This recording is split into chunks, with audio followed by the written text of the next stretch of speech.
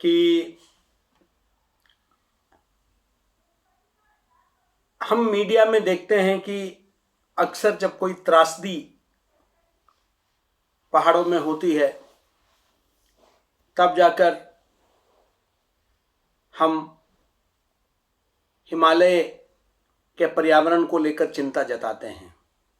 अभी हाल ही में जो अचानक पानी आया जिसके चलते एक दो बांध भी बह गए, और उससे पहले केदारनाथ में जो हुआ, या कोई भूकंप होता है तब हम थोड़ा बहुत कुछ दिनों के लिए चर्चा करते हैं, और उसमें भी चर्चा आमतौर पर आरोप प्रत्यारोप राजनीतिक रहता है ज्यादा।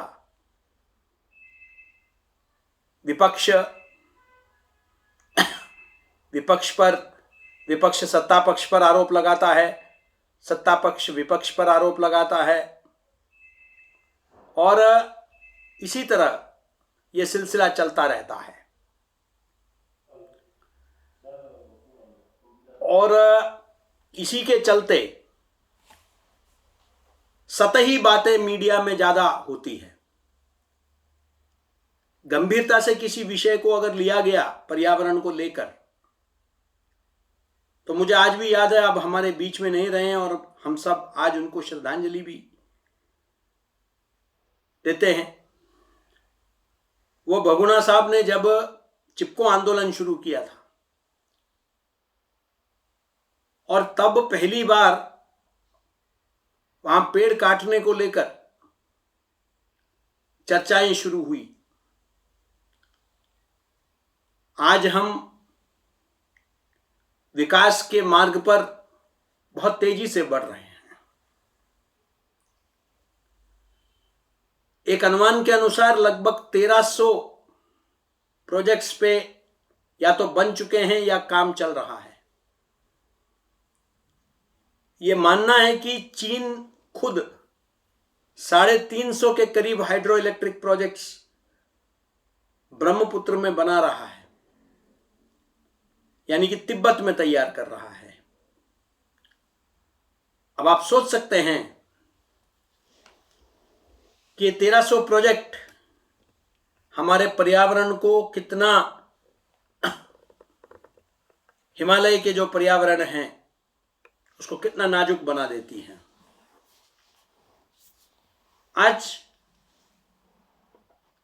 कार्बन एमिशंस को रोकने के लिए विश्व में हम कहते हैं कि लगभग 1.5 डिग्री तापमान बढ़ने का डर है, जिसके चलते क्लाइमेट चेंज, ग्लोबल वार्मिंग की बात हो रही है। इसके चलते ग्लेशियर्स बहुत तेजी से पिघलने लगेंगे, जिसका आगे चलकर दुष्परिणाम बाढ़ के रूप में, और हम अभी से ही मौसम में देख रहे हैं कि जो बदलाव पिछले 4-5 वर्षों में हमने देखा है कि बेमौसम बरसातें हो रही है पूरे देश भर में, पानी के समस्या बढ़ गई है कई जगह, तो दूसरी तरफ बाढ़ और सैलाब से लोग परेशान हैं, त्रस्त है। फ्लैश फ्लड्स अचानक आ जाते हैं, नदियों का कोर्स बदल रहा है क्योंकि अवैध निर्माण हो चुका है। विकास बहुत आवश्यक है, लेकिन किस कीमत पर, यह भी एक प्रश्न है। आज सड़कें चौड़ी की जा रही है पहाड़ों में, मकाने, होटल, रिजॉर्ट पूरे पहाड़ के जो खूबसूरती का आनंद लेने के लिए लोग पहुंच रहे हैं। लेकिन दूसरी तरफ लोग पहाड़ में दूर दराज के गांवों को छोड़कर शहरों में आके बस रहे हैं। मुझे वो दिन भी याद है जब देहरादून मात्र एक जिला मुख्यालय के रूप में था, उस वक्त का देहरादून और आज का देहरादून में जमीन आसमान का फर्क हो गया है। आज इतना प्रदूषण वहां आ गया है जो हम कभी सोच नहीं सकते थे। बहुत बड़े संख्या में लोगों ने पहाड़ों से पलायन कर कर देहरादून, हल्द्वानी और अन्य शहरों में बस गए हैं। अगर पहाड़ के लोग पहाड़ छोड़ देते हैं तो फिर पहाड़ का ख्याल कौन रखेगा? पहाड़ के लोग पहाड़ में ही रहें, उनको जीवन यापन का रास्ता जो है वहां सुनिश्चित करें। लोग अपने गांव छोड़ के ना जाएं, गांव को स्वावलंबी बनाएं, गांव को आत्मनिर्भर बनाएं, हिमालय को आत्मनिर्भर बनाएं, ताकि हिमालय के लोगों को कहीं जाना ना पड़े। वो हिमालय में रहकर ही जो है वो अपना एक संपन्न और सुखी जीवन जी सके। क्या यह संभव है? क्या यह संभव नहीं है? लेकिन हमारी प्राथमिकताएं क्या है? क्या किसी भी कीमत में वहां से पहाड़ से हमको बिजली, पनबिजली योजनाएं वो चलाकर, या हमको विकल्प ढूंढना होगा? आज भारत सरकार ने बहुत ही महत्वाकांक्षी अंतर्राष्ट्रीय सौर ऊर्जा का एक संगठन बनाया है। माननीय प्रधानमंत्री नरेंद्र मोदी जी के नेतृत्व में पूरे विश्व में इस पहल को बहुत तारीफ मिली है।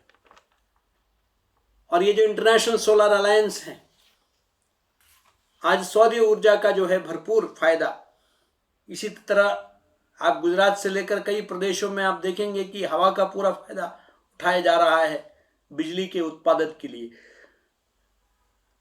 आज नॉन कन्वेंशनल एनर्जी सोर्सेस में भारत ने यह तय किया है कि बहुत बड़े तादाद में हम गैर पारंपरिक माध्यम से हम बिजली को उत्पादन करेंगे। लेकिन हमको विशेषकर जो पनबिजली योजनाएं हैं उस पर हमें पुनर्विचार करने की आवश्यकता है कि क्या वो कहीं हमारे हिमालय को खतरे में तो नहीं डाल रही है। उस पर एक व्यापक अध्ययन और शोध की आवश्यकता है। बहुत आवश्यक है रणनीति के दृष्टिकोण से सड़कें बनना, चीन तक सड़कें बने, हवाई अड्डे बने, ये भी जरूरी है। लेकिन जितना आवश्यक है उतना ही यह भी ध्यान रखने की आवश्यकता है, जब हम विकास के दौड़ में हम कहीं ऐसा ना हो कि पर्यावरण को हम असंतुलित कर दें। क्योंकि बहुत ये पर्यावरण, हिमालय का जो पर्यावरण है वो पूरे देश का फेफड़ा है। वो पूरे देश को जो है आज ऑक्सीजन की सप्लाई करता है। वो हम सब जो अपने सांस ले रहे हैं, कहीं ना कहीं हम हिमालय पर्वत श्रृंखला के ऋणी हैं। हम जो पानी पी रहे हैं हम उसके लिए ऋणी हैं। हम इसलिए विकास संतुलित हो, क्योंकि आज का विषय मीडिया है। ये विषय कहां है मीडिया में? मीडिया में जब भी कोई चर्चा होती है तो मैंने जैसे कहा कि या तो कोई दुर्घटना हो जाए तब, या कोई आरोप प्रत्यारोप हो तब। मैं समझता हूं कि पर्यावरण को एक जन आंदोलन बनाने में, वहां से हमारे जो परंपरागत तरीके से, जिस पर नौला फाउंडेशन जैसे संस्थाएं कार्य कर रही है कि हमारे परंपरागत, हमारे नदी नाले, इनको पुनर्जीवित किया जाए, क्या उस पर काम चल रही है? क्या अगर चल रही है तो उसको हम कितना मीडिया में महत्व दे रहे हैं। और ये हिमालय को लेकर ही नहीं, मीडिया में विकास के मुद्दे बहुत नदारद है। या तो कोई विरोध करता है, प्रोटेस्ट करता है विकास का, तब तो थोड़ा दिखा देते हैं कि विरोध हो रहा है, और उसमें भी बात होती है।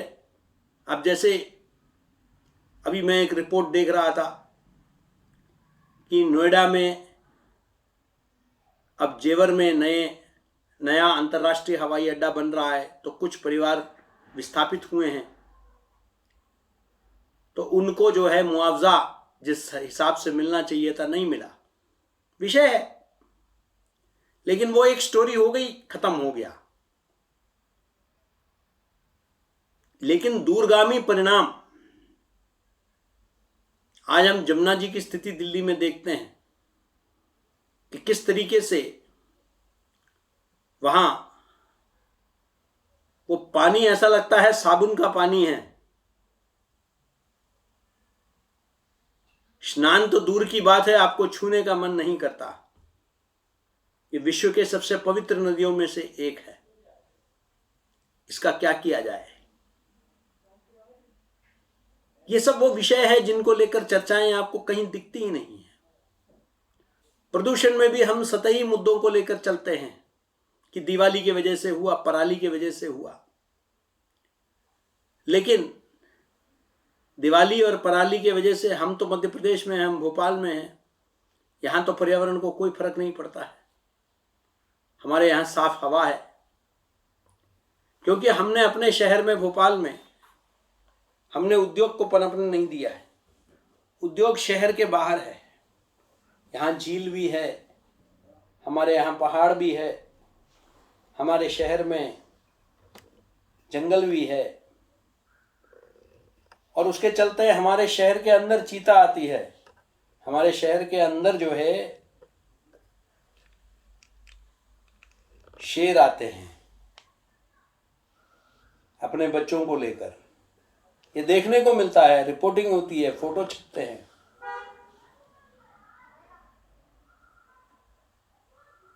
ये संभव है।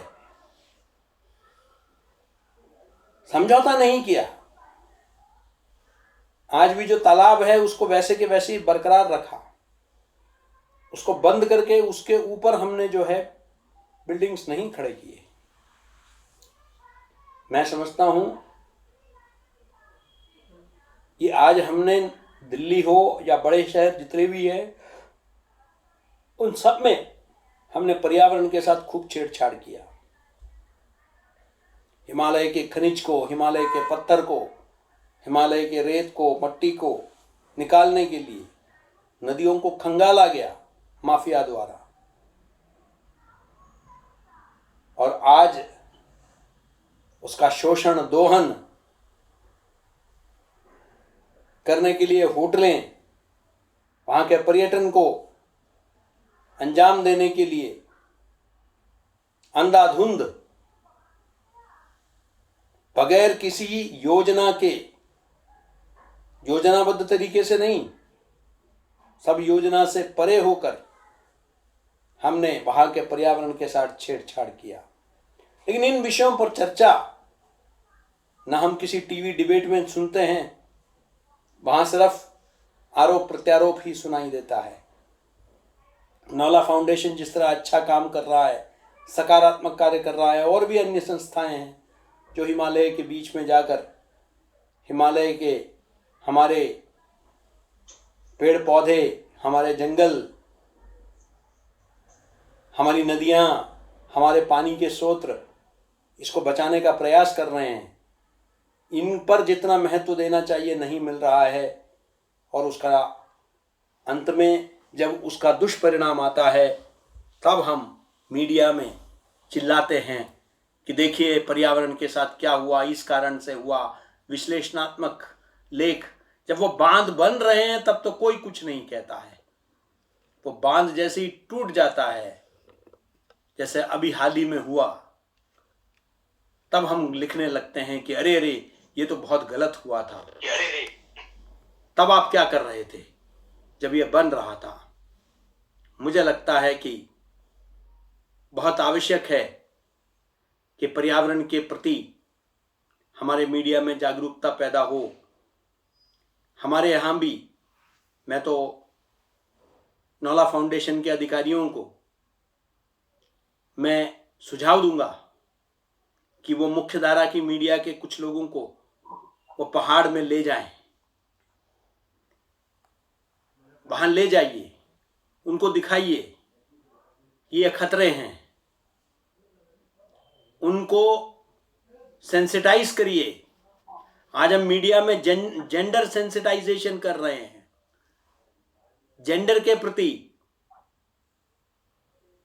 महिलाओं के प्रति, बच्चों के विषय को लेकर, ट्रैफिक के विषय को लेकर सेंसिटाइज कर रहे हैं। मैं समझता हूं कि मीडिया को सेंसिटाइज करने की आवश्यकता है हिमालय के प्रति, कि वो हमारा सबसे बड़ा धरोहर है। इसको खोने से सब कुछ चला जाएगा। एक जंगल के कटने में मुंबई के लोगों ने इतना हंगामा किया कि वहां के सरकार मजबूर हो गई और उन्होंने वहां का मेट्रो का पूरा काम बंद कर दिया।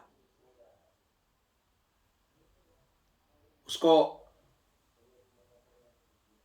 और इसी तरह गुड़गांव में लोगों ने शहर के अंदर के एक जंगल को बचाने के लिए हंगामा किया।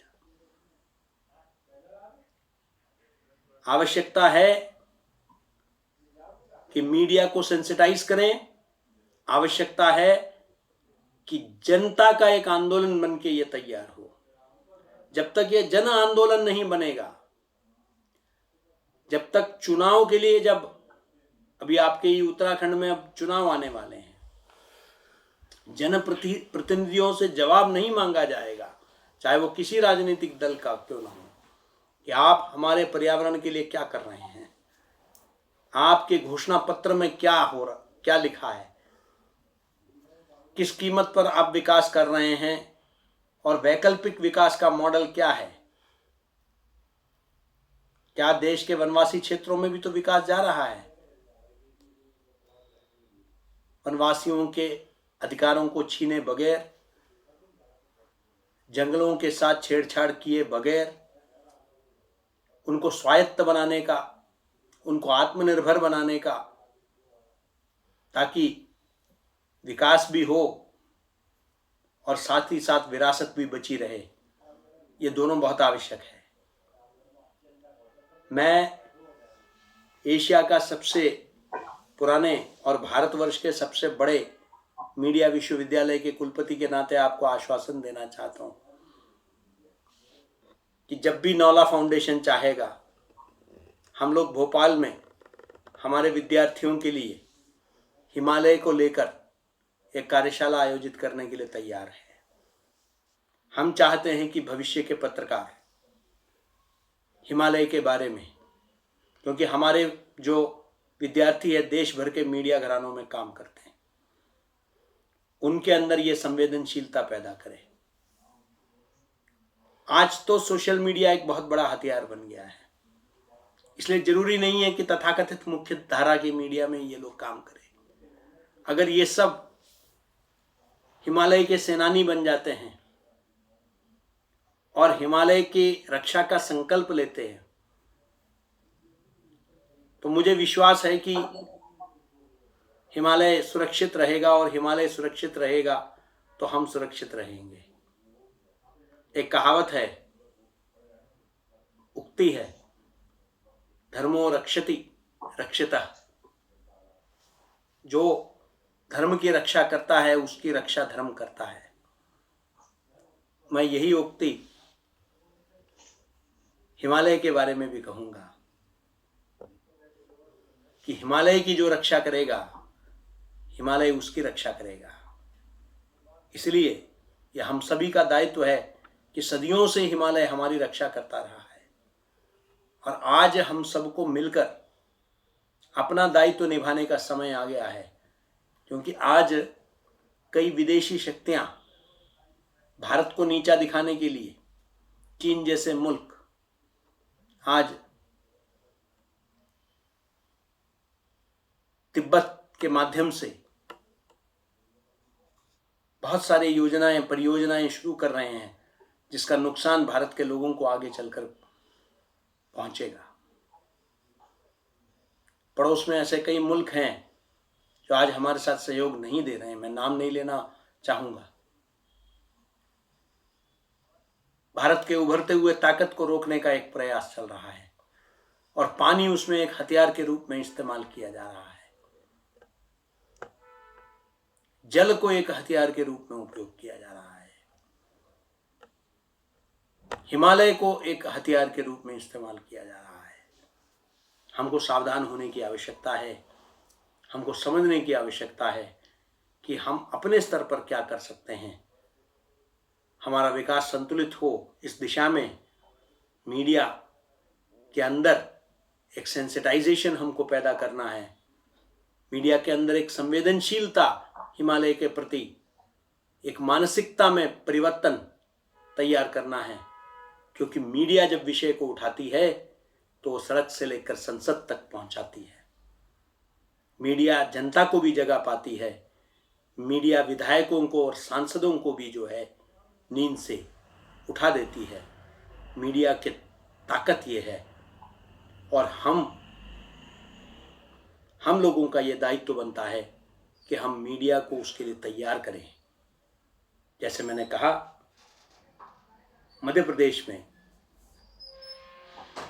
मैं यह आपको आश्वासन देना चाहता हूं कि हमारा विश्वविद्यालय नौला फाउंडेशन के साथ मिलकर हिमालय के प्रति संजीदगी, संवेदनशीलता हमारे विद्यार्थियों में पैदा करने में आपके साथ कंधे से कंधा मिलाकर कार्य करने के लिए तैयार है और आगे चलकर हम इसको राष्ट्रीय स्तर पर भी हम लोग योजनाएं कर सकते हैं, क्योंकि अब ये मात्र हिमालय के लोगों की चिंता नहीं रह गई है।